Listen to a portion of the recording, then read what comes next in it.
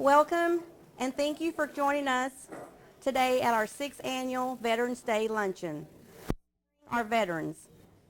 My name is Genie Balderaz, Senior Program Manager for the City of Friendswood. Today we gather to honor the men and women who have given the highest service any American can offer this country, and we honor the brave souls who have fought for our freedom. Let us join together in expressing appreciation for the service and sacrifice our veterans have given. We will now have the presentations of the colors by the Brook Junior ROTC.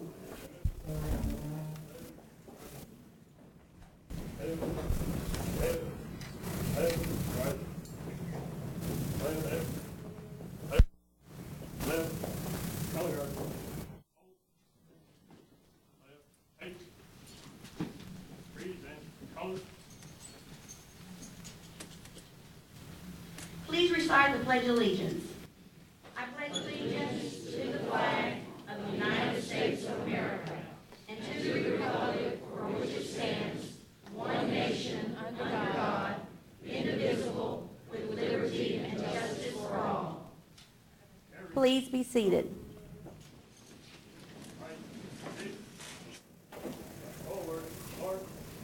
Today's event is possible because of Frankie Santoro and the AT&T Pioneer Volunteers and HEB. Thank you for your effort in hosting this great event. At this time, I would like to invite Mayor Kevin Holland to come forward. Good afternoon. It is my pleasure to be here. Some of the folks in the room know the term Army brat. I'm an Army brat. By definition, an Army brat, as my father served in the Army his whole career. And I was born in Massachusetts. We quite quickly went to Germany with the Army and my family. And we left Germany when they finished the wall. Came back to the States. My father left us and went to Korea. He returned from Korea. Then we went to Okinawa. And we left Okinawa when the lease or agreement with the United States and the Japanese expired and brought us back to the States. So it was after World War II. So I appreciate the families, what they did, but my father was my hero. He would never say that he was a hero. He said, the heroes, son, are the ones that didn't come home. I've heard that over and over again, but my father was my hero. He passed away in 1980. I thought I'd share a little bit of myself with y'all because I have a camaraderie with you, and I really respect everyone in this room for what they did.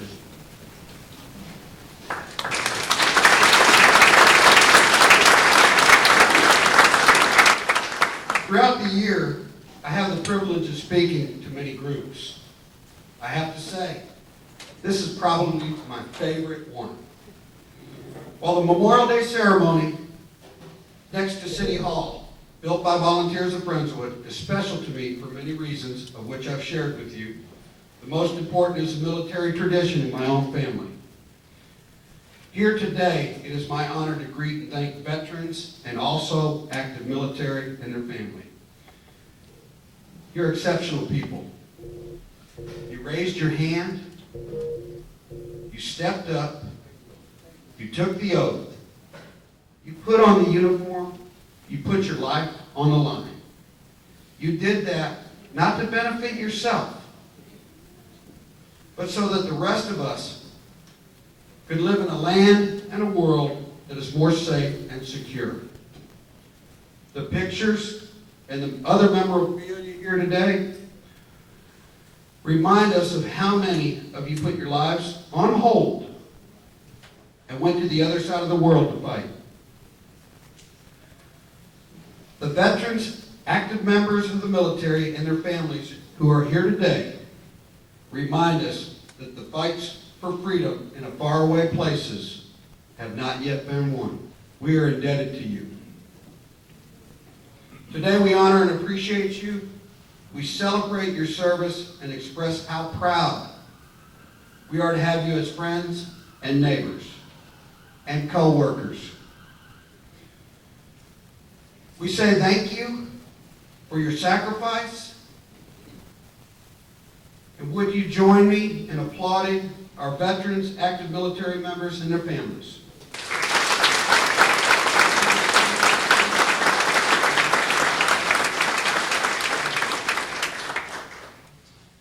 Patriotism is one of the themes upon which Friendswood was founded. So it's not surprising that this is the 6th year in a row we have gathered to honor our veterans and active duty military members. We ought to make it a habit to thank veterans and active military and their families every day when we see them. Thank you to the volunteers, sponsor, city staff who organized this event and made it so meaningful. Thank you to everyone who came out today to honor our military. God bless you, God bless America, and God bless Friendswood. Thank you.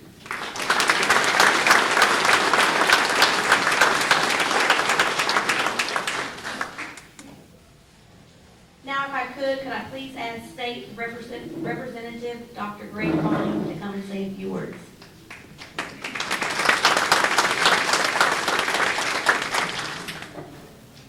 Thank you, and we thank all of you and your families who have served this country and really served and stood for freedom throughout this entire world.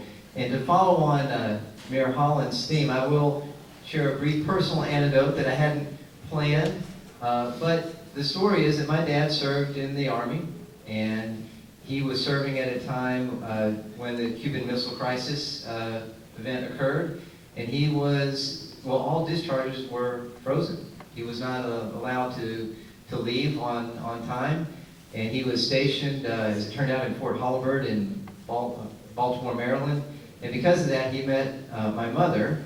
And so, long story short, I would not be standing in front of you today were it not for my dad's service in the United States Army. So, you know, the Lord has a mysterious way of working, and sometimes those sacrifices and those services can end up leading to fruitful and hopefully very positive things. But we're here today to thank you for everything that you have done.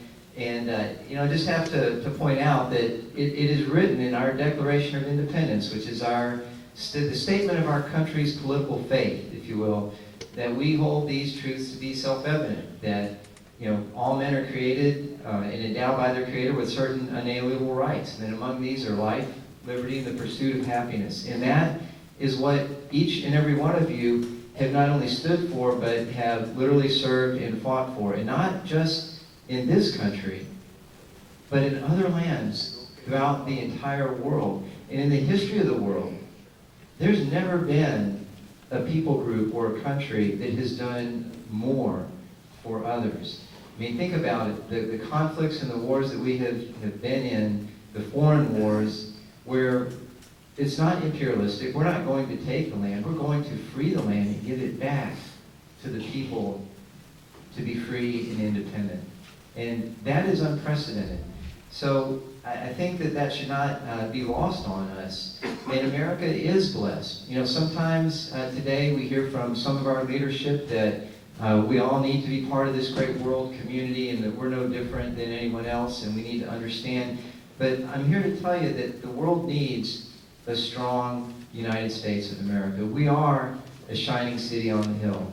And the reason for that is because we believe and try to adhere to and follow God's principles. And the funny thing is, when you live the way the author and creator of life intended life to be lived, life works a whole lot better. And so the United States of America is that shining light in a really dark sea that we live in this world, and we need to be strong, and we need to be that beacon of liberty and freedom. And again, we thank you because you are the best among us who actually have taken action and have heard the call and have stood and have served.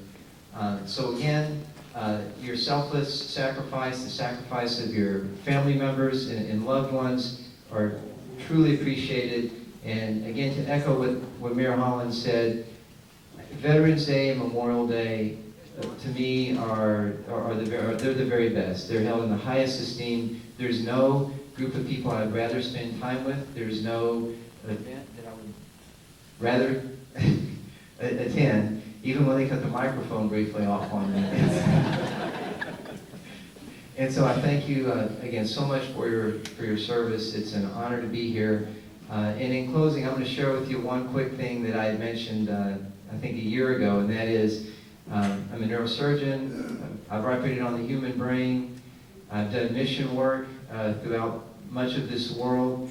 I've had the blessing of serving in the state legislature, but there's one thing that I have to say I didn't ever do, and I never served in our armed forces, and I really stand in awe of you guys. You're a group of people that makes me feel just a little bit insecure, because you all have done something very special and very unique. And all the things that I can say that I've done, that's something that I haven't done that you have, and that means an awful lot to me. It means an awful lot to all of us in this country. So thank you. Thank you so much for what you have done.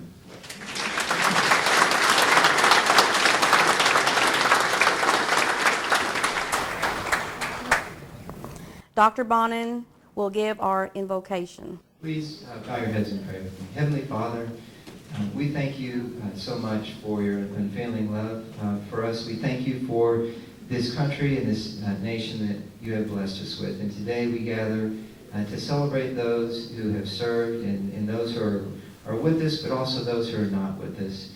We thank you, and we ask for your grace and your mercy on those who have made the ultimate sacrifice, who couldn't be with us today. And may we never forget them, and always keep them in our hearts and in our minds. We thank you for this time of fellowship, and we ask that you will bless the food that we're about to enjoy and the rest of this day. It's in Christ's name that we pray. Amen. I'd like to welcome to the stage Frankie Santoro. She's a big part of the reason why we actually have this event. It was kind of her, I would say, kind of her idea for the City of Friendswood to start this program. She's been a big advocate for veterans, and she's got lots of different programs that she does. She's been a volunteer for us for many years. We can't thank her enough for all that she's done. So it's a big hand for Frankie.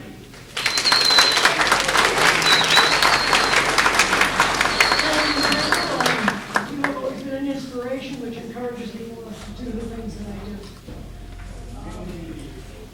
I'd like to take this opportunity to thank also the City of Friendswood and its representatives, the AT&T pioneers, for the participation in the program, as well as the VFW Post 7109 from Pearland, and our junior ROTC. Also their instructor, Angel Marino, for their presentation of the colors. But a special thank you to Genie, Balderaz, the senior program director, and her assistant, Jamie, because I know they have worked tirelessly in putting this program together. I also thank all of you for your support in letting our veterans know that they never will be forgotten. I'll be going forward our veterans one at a time, who will be sharing some of their stories in the military and the sacrifices that they have made or were willing to make for our freedom. When they are through, if you feel the urge to share your story with us, we will be glad to accommodate you. Just raise your hand, and one of our junior ROTC members will get your name, and we will see that you share your story with us. May I have at this time Commander Louis Barnes, commander of Post 7109 in Pearland. He will be sharing his story with you. Thank you, and hello to everyone. Hello. In addition to all the other things that Frankie does, she's also the president of the Pearland 7109 VFW Auxiliary. I'd also like to introduce my chaplain, Elmer Hall, who's a career veteran.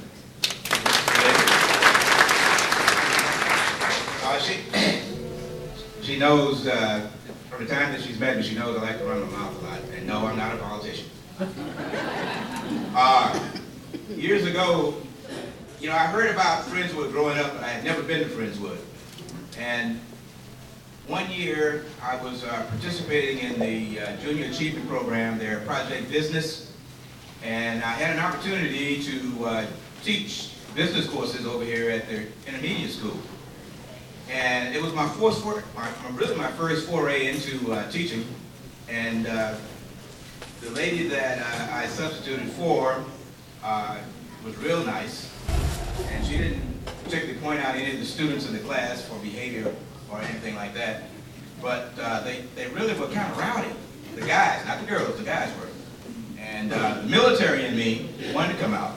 But I had to, I said, well, they probably got a camera in here somewhere observing me. But anyway, so when she came back the following week, I said, ma'am, tell me, how do you keep the children orderly? She said, well, I just tell them, I'll tell my husband. I said, your husband? I said, would you share with me who your husband is?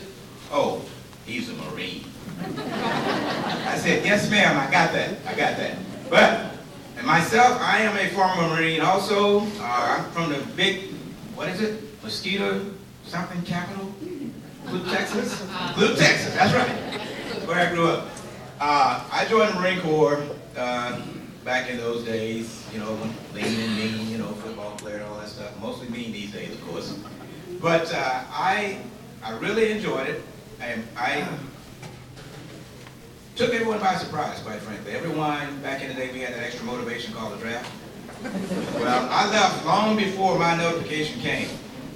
And I was finished with boot camp, really, which I am a Hollywood Marine, by the way. San Diego, for you guys who don't know that. I went in, I told my mother, I said, Mom, I said, when I get up in the morning, I'm leaving home. She said, what? I said, yes, ma'am, I'm leaving. And she said, well, where are you going? I said, I'm going to California. California? Yes, ma'am. Why? I said, I joined the United States Marine Corps. And that's how it started. I did. I woke up that next morning and came up to Houston, and they shipped me out to San Diego, little yellow footprints for you guys who had that experience. But at any rate, I did those 4 years. I am a two-tour combat veteran from the Vietnam era. In 1966, for some of you guys who still got a little hair left. And again in 67. Now, I didn't know that I was going to return to Vietnam the second time in a very short period of time, but they sent me to the Mojave Desert. And growing up in the state of Texas, we're always watching the Westerns back in those days, and you see the guys riding around, and they got coats and things on in the desert, and I always thought, how is that possible? The desert is hot. But when they put me out there, I quickly realized it does get cold at night in the desert. Not to mention the windstorms. That's how I got back to Vietnam. My first sergeant said, I came back, a Lance Corporal in E3, and he says, welcome, thank you, yada yada. I said, well, sir, Tom, I don't like being here. He said, that's too bad. I said, but could I transfer? I said, I'll re-enlist. He said, no, you don't have enough rank and you don't have enough time in. You're stuck right here. So a few months later, in May, or April rather, I'm promoted to corporal. I go back to him, I said, Top, I still like to leave here. He says, sorry. He said, it's true you got more rank, but you still don't have enough time in. You're stuck. Well, I said, I'll go to Alaska. He said, no. I said, well, I want out so badly, I'll go back to Vietnam. That was May. June, I had boots on the ground. Took me up on that offer. At any rate, it was a good career. There was exciting times doing that environment. I must admit, I did not get wounded either time, thankfully. I did a lot of resupply missions because I was pretty much a supply guy for a while. But they put me in an infantry unit as well, which of course we all are, former Marines anyway. But a couple of years out, I decided I wanted to be a sports parachutist. Then I thought about the cost and everything. And then I said, well, I missed the military, so I went back to Old Spanish Trail, the Marine Reserve at the time. And I said, hey guys, can I come back in? Nope, can't. You got too much rank. Well, I'm a sergeant, combat tours, 2. If you give up your 2 stripes, we'll bring you in. I said, well, no. I said, I'm core to the heart. But I said, I am proud and I will not give up 2 stripes. 1 maybe. So they said, okay, see ya. So at that time, all the reserve centers were right next door to each other. I went to the next door, the Army Reserve was drilling, and they had their whites on. Too prissy for me, I'm a field guy. So I didn't want to wear clinical whites. So on the very end, they had the National Guard, Army National Guard, which happened to be an Army parachutist unit, which was an 82nd roundout organization, the roundout organization for the 82nd Airborne Division. I said, well, if I'm going to have to spend all this money just to have fun, why not join the military again and let them pay me to have fun? So long story short, I left the Marine Corps only because I didn't want to give up 2 stripes. And I joined the Army system. The Marine Corps teaches, another story before I get to that. Back in the day when we were kids, we used to fight a lot, the guys did. And my grandfather would always take us and put him under a tree in the yard. He'd sit in a chair. He'd put boxing gloves on us. He said, okay, you want to fight? Do it. So I kind of kept that mentality with me as I progressed through the Marine Corps and the military system. So after the Marine Corps taught me how to do the job, and the Army was going to teach me how to have fun, I said, well, my gosh, I said, why can't I go in and join the Army system since I already know how to fight? I'll teach them how to fight the right way, and I'll have fun because they'll get me to the job faster when I jump out of those airplanes. So I enjoyed it. All in all, I did over 37 years combined total of reserve and active duty time, and I am definitely pro-military. And to all of my comrades, hey, simplify, I still say it. My name is Marty Sanchez. I'm originally from the Valley. And, I went to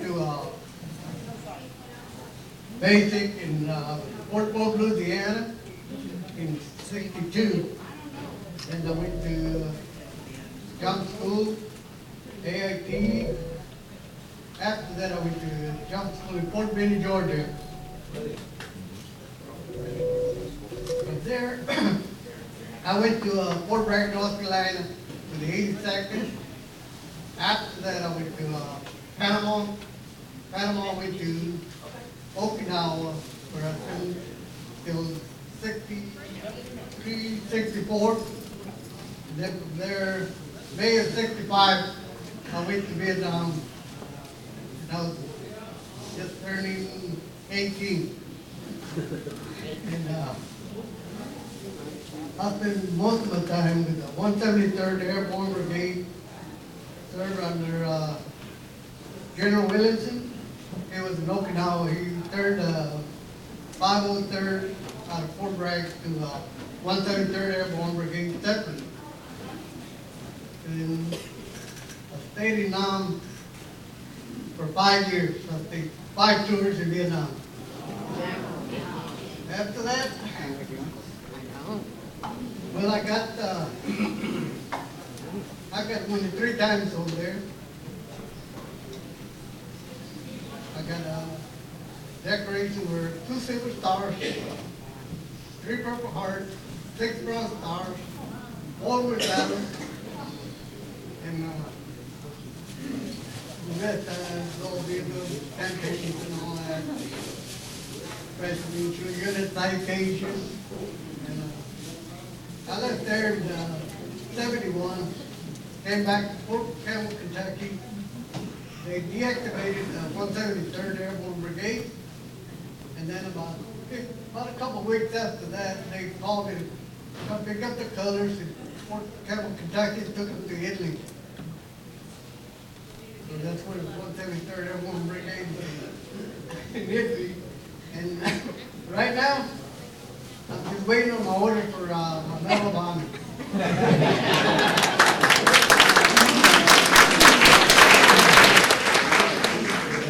Good afternoon.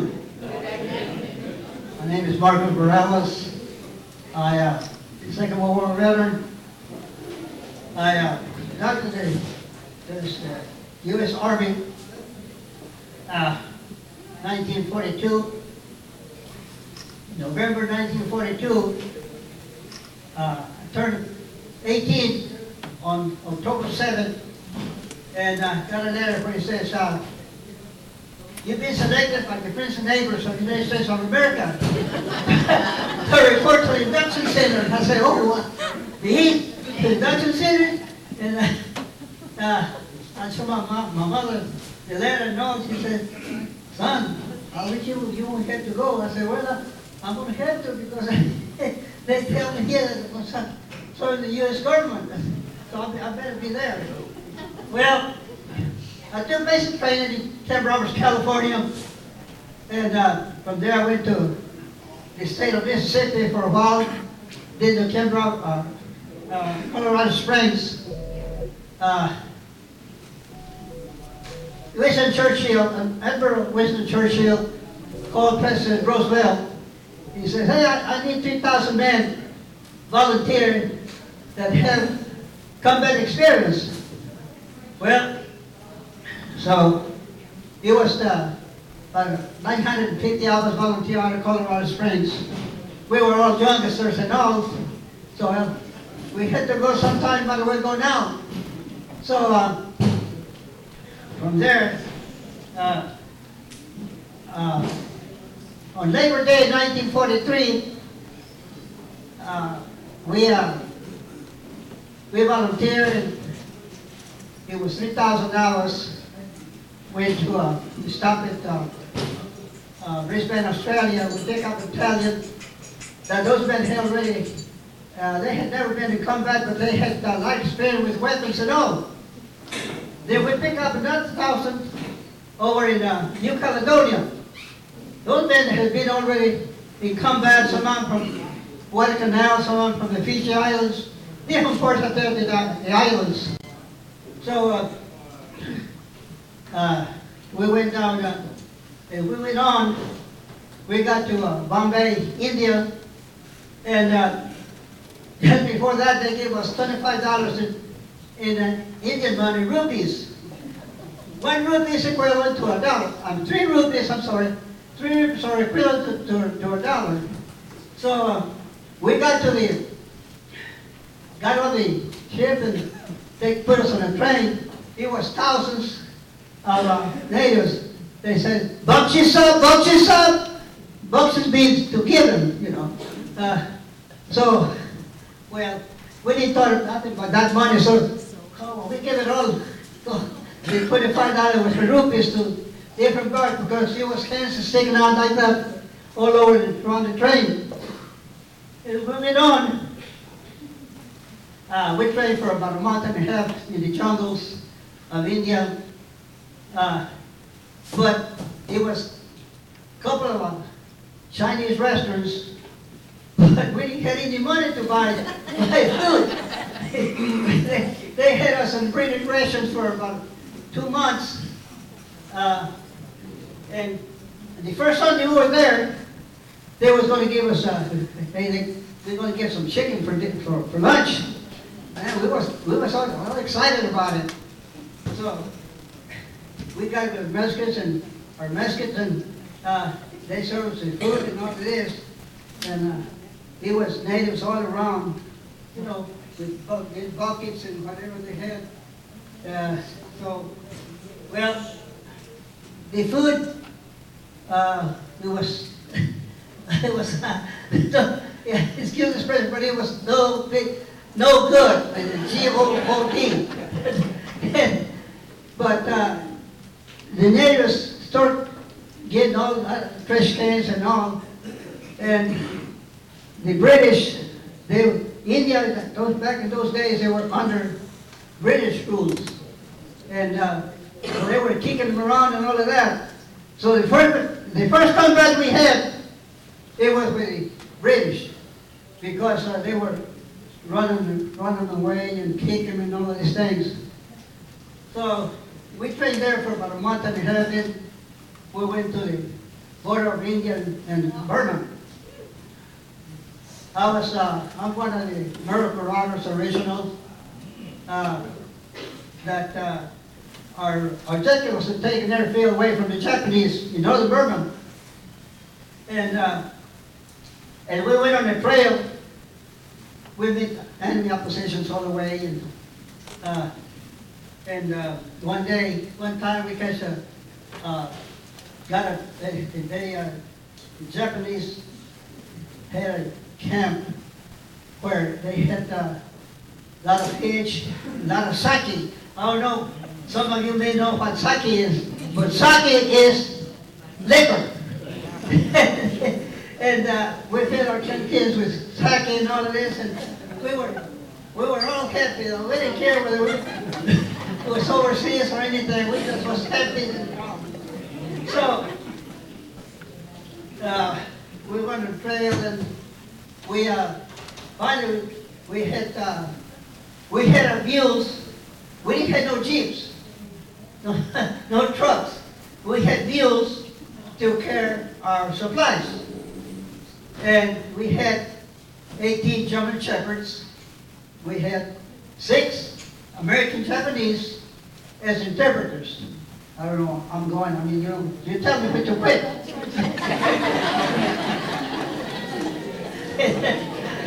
Because I can go on and on. But anyway,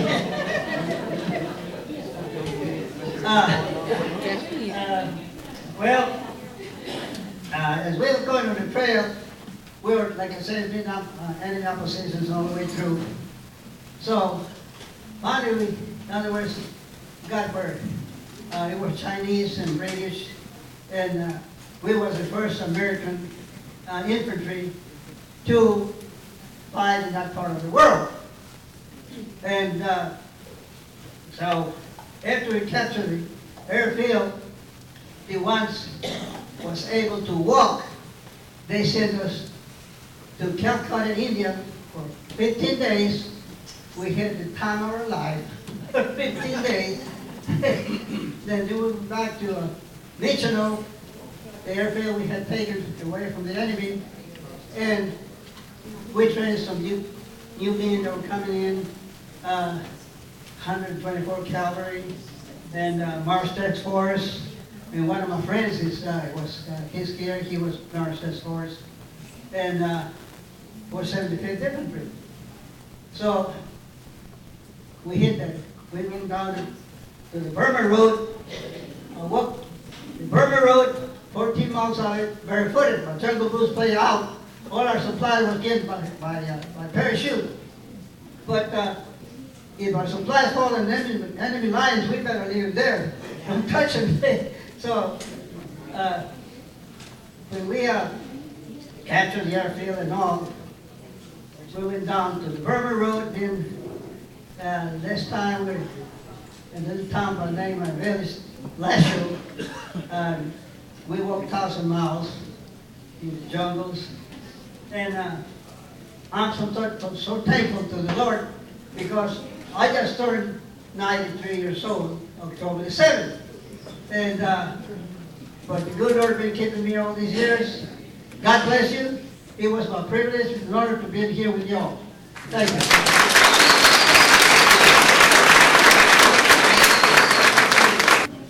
My name is Vincent Marino, and I have the honor and privilege to serve in the United States Army from March of 1943 to 45. I also served in the jungle with Mark, but he went in first, got him all mad, and then left me there. So we had to take over.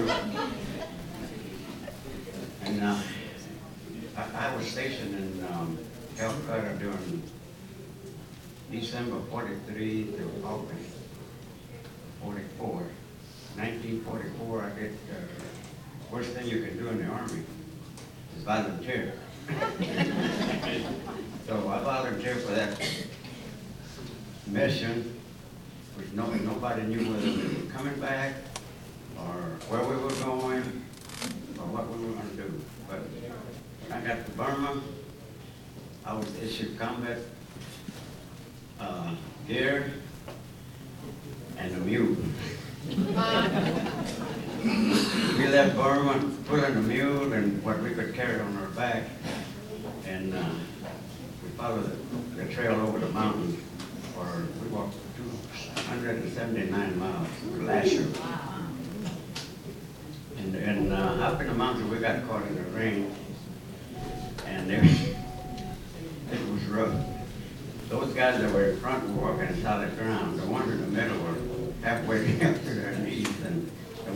back, we had to crawl. And we lost several mules. That was all right. But coming down, got a little slippery. Mules carrying 300 pounds apiece. We start sliding down the hill. And all you have to do is move out of the way, because it was just like a freight train. They would sit on their haunches and just whisk right by you.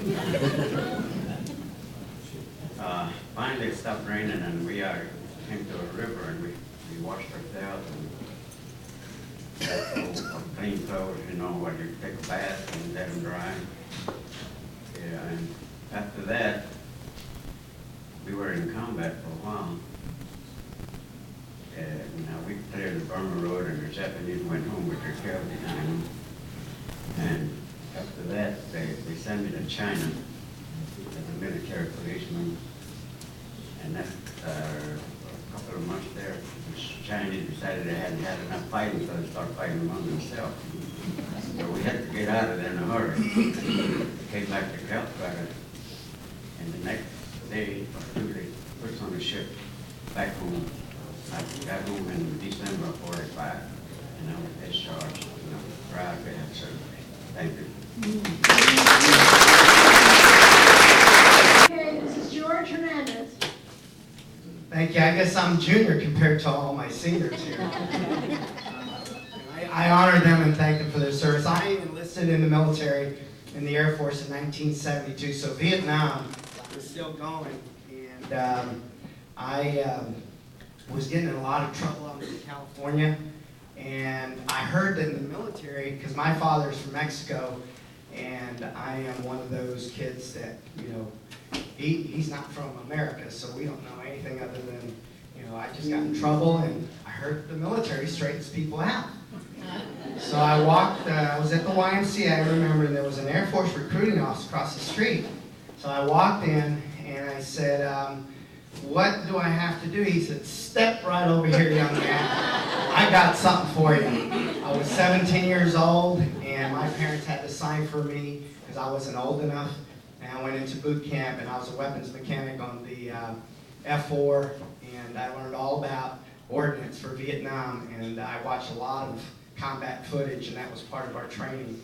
So that was my first segment, and then I got out, came to Houston because I came to college here, graduated from the University of St. Thomas, and got a master's degree, and the military is just in my soul.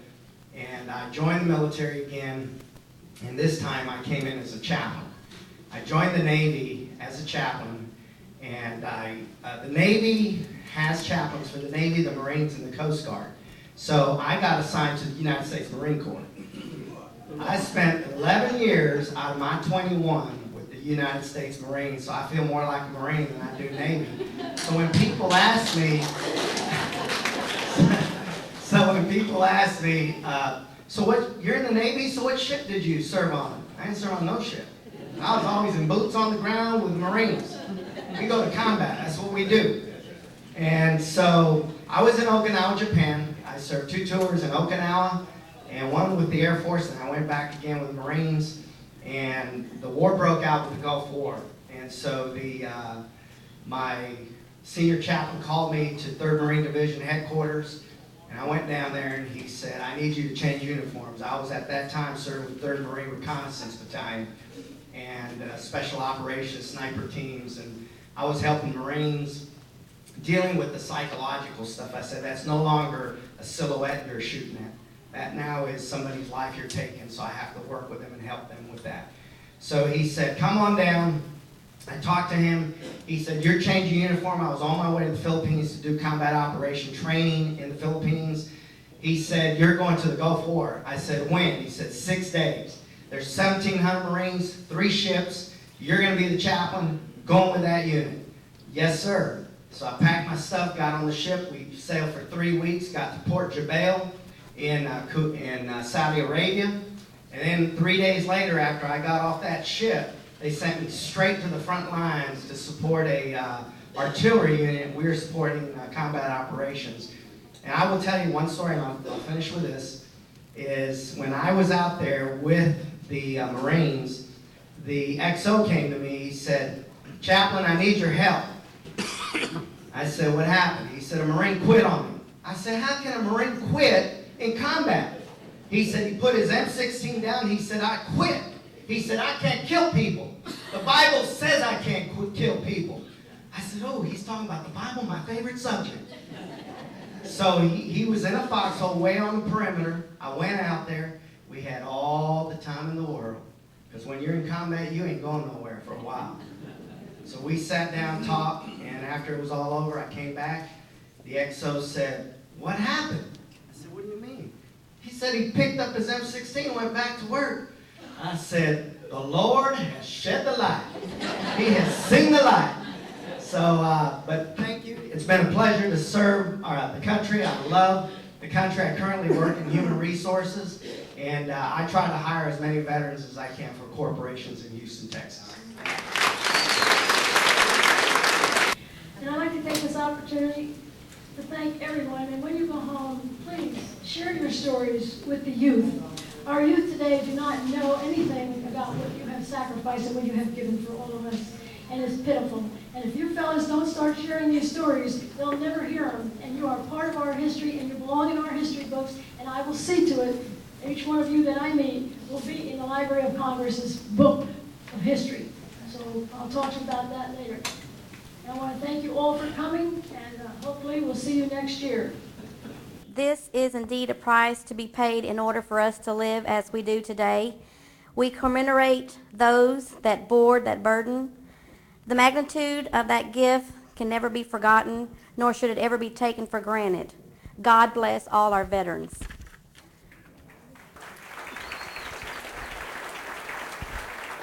Today, we will close with a song from Nancy and Dennis.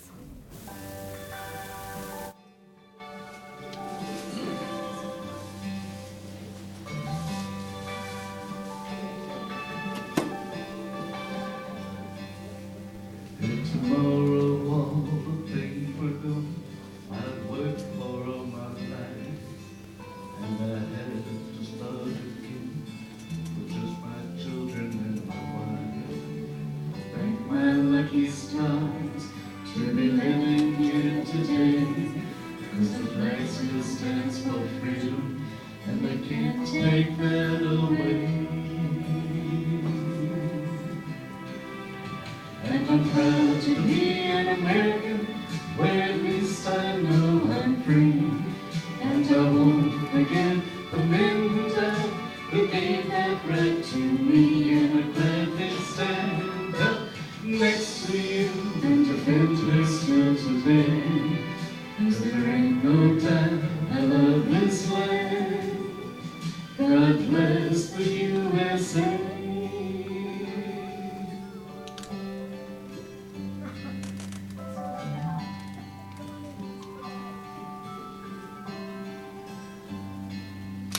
From the lakes of Minnesota to the hills of Tennessee, across the plains of Texas, from sea to shining sea, from Detroit down to Houston and New York to LA, there's pride in every American heart, and it's time we stand and say that I'm proud to be an American, where at least I know I'm free.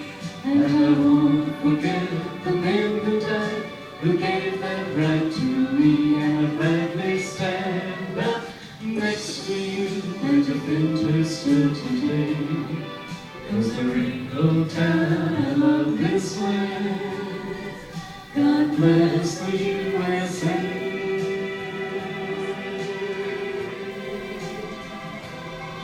And I'm proud to be an American, where at least I know I'm free. And I won't forget the men who died, who gave that right to me. And I gladly stand